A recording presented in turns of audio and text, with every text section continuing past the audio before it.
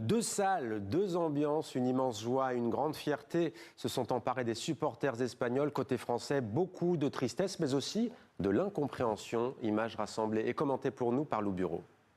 Le silence s'est installé, les regards se sont figés. Des cris d'exaspération, témoins d'une soirée qui vire lentement au cauchemar.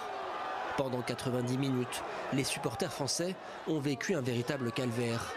Sur le terrain, l'équipe de France est méconnaissable.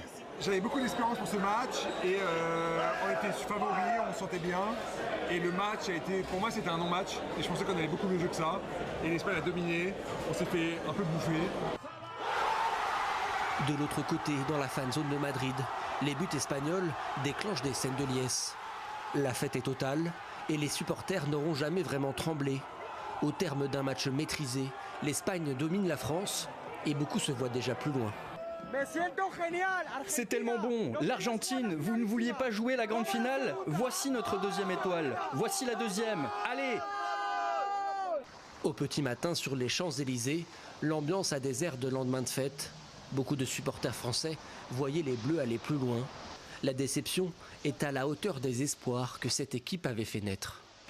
Compliqué, j'ai pas digéré pour être tout à fait honnête.